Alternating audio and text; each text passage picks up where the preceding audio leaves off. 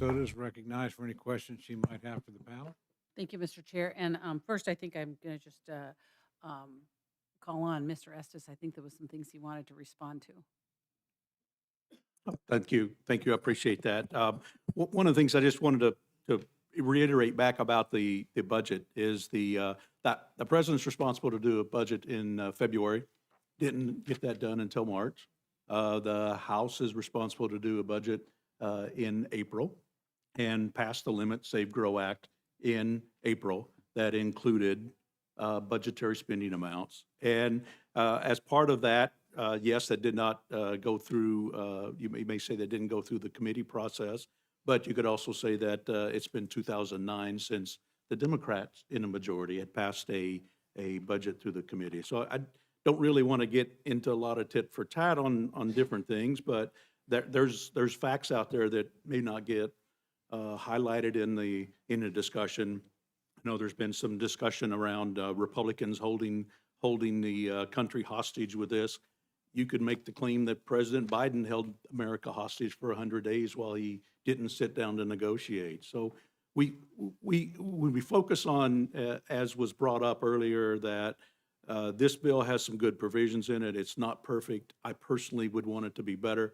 It does put some limits on the spending, which is really where we need to go, because going back to 2011. When Standard & Poor's did the rating downgrade for the United States government, one of the things, or the primary thing they said, was the problem was they were concerned that there wasn't the political will to actually rein in spending and align that. It wasn't the amount of the debt, it was the spending and the controlling that process. So that's one of the things as we look at from a budget and spending side that we've got to get our arms wrapped around.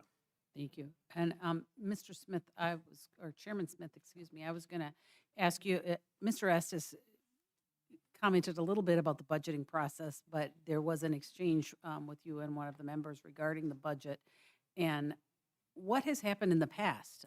Because I wanted to make sure that that was clear as to how it's been handled the last few years.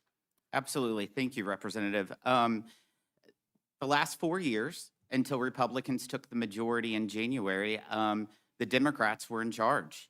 And throughout those 4 years, the Democrats never had a budget in their committee marked up. They did a couple shell budgets on the floor to trigger reconciliation that led to the trillions of dollars of spending, which led to the highest inflation in a generation, which led to the fastest increase of interest rates in the last 15 years, that is hurting every American, where it is more of a struggle for them to put food on their table, clothes on their backs, and gasoline in their cars. But yeah, the Democrats, when they were in control, never had a budget marked up or debated within the budget committee. And so my understanding, and I was here for a couple of that, it came right to Rules Committee, and that was the only place that anyone had any opportunity to see or hear of what was going on with that budget. That's exactly right. You know, I will just reiterate, the prior representative was trying to say that all four of us aren't on the same page. This bill, as I said in my opening statement, does not make everyone happy. But it does deliver some wins for Americans. And that's what a compromise and an agreement is. There's people that's going to like some stuff. There's stuff you're going to like and you're going to dislike. There's a lot of stuff that I like. There's also stuff that I wish would have went farther. And there's some other stuff that I don't like. But it's clearly to mischaracterize that I have not said that this is not a perfect bill is not accurate. Thank you. And I just wanted to go back. I know that there was some mention at some point of rescissions, and you talked a little bit about that, but I'm kind of curious about the COVID rescission and the IRS rescission and how those differed, you know, as you're talking about a compromise, how those differed from the Limit Save Grow Act.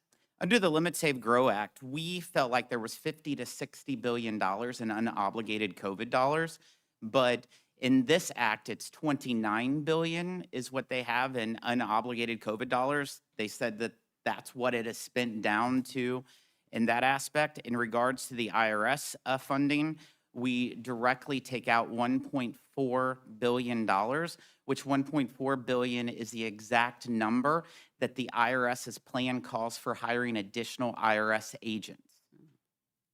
And the COVID, was the COVID rescissions, did that differ from the Limit Save Grow? Did you mention that? It did. Okay. The Limit Save Grow Act was somewhere between 50 and 60 billion, and this is 29 billion.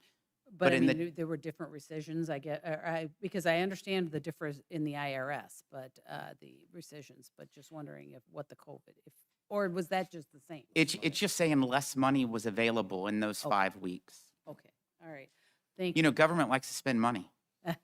Yes. Thank you very much.